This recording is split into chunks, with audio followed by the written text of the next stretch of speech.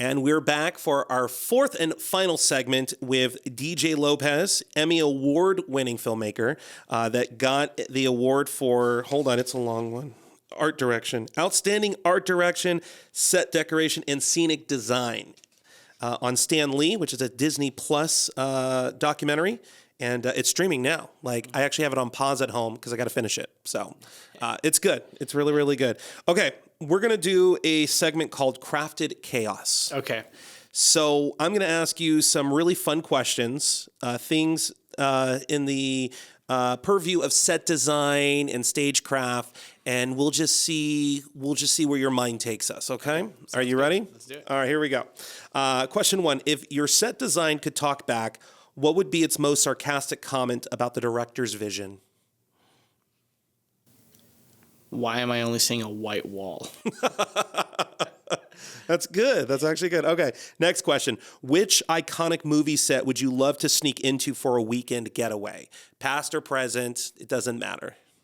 I would, going back to Lord of the Rings thing, the Rivendell set from, Fellowship of the Ring. It's just, oh my gosh, I'd love to. Oh, that reminds me. What did you guys do with the set after you guys finished production? Please tell me it didn't go in a dumpster. No. Disney took everything because they owned it. So yeah. It's probably in a warehouse somewhere until they find a place for it. Yeah. Okay. You'll have to let us know when that is, because then we can go ahead and let everybody know. Yeah, absolutely. I would love to actually see it. That'd be pretty cool. Yeah. Okay. If you could design a dream prop for any character, what would it be and what hidden power would it have? Ooh. I know these are good. Yeah, that's a good one.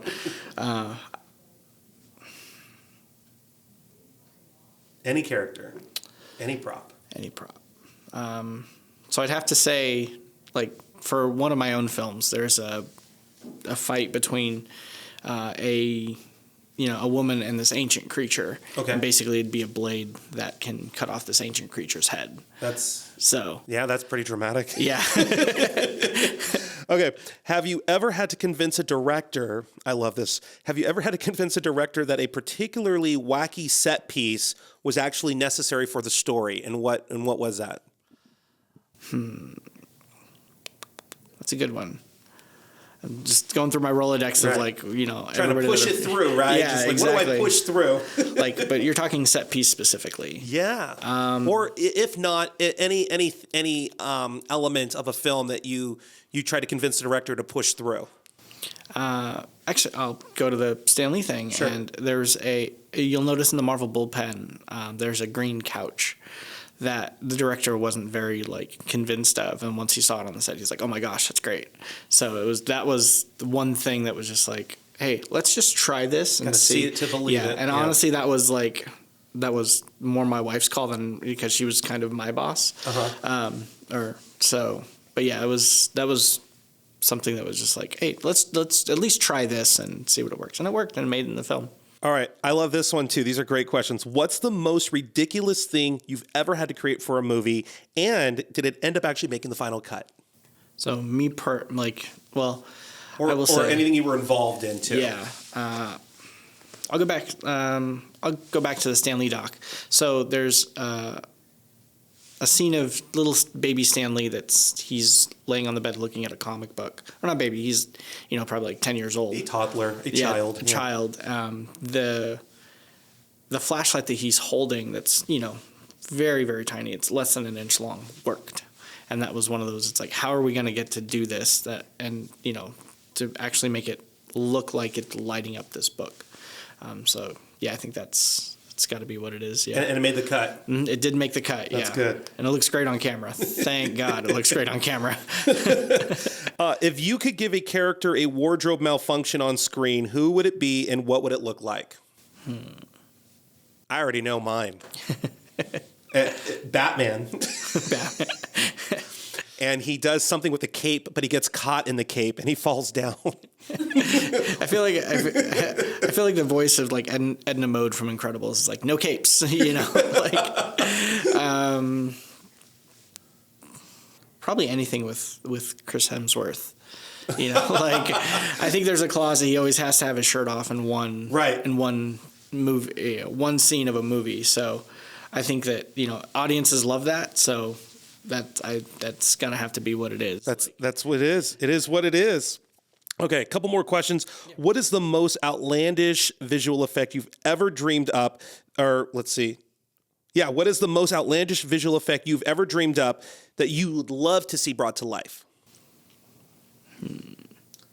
So something that maybe you've thought of and you're like, God, that'd be great to put in a film. That's a tough one. That's a tough one. I've seen so much on film. It's hard to it's hard to come up with something. But okay, I got one. So in another film that I'm trying to develop, basically a dragon that comes out of like an aura, basically. Oh. So kind of just like materializes and so. Yeah, definitely going back to the fantasy world Sure. that I love. Something to that effect. Okay. Yeah. And then last question, if you had to choose between a perfectly realistic set and a completely bizarre, surreal one, which one would you go for and why?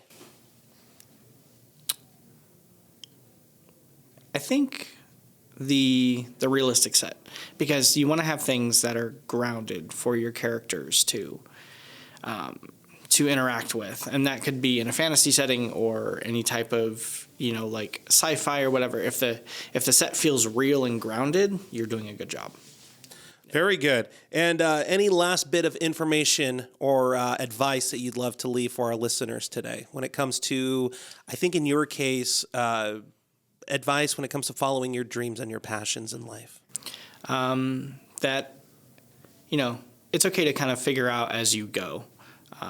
For me, going into the military was not, I didn't know that I would go into filmmaking afterwards. So, just kind of, be open to where your career is going to take you. And if you really want to go after something that you feel in your heart, just do it. The reward is really great. You might win an Emmy. You might win an Emmy. I love that. Just do it. It's not like that's ever been used before. Yeah.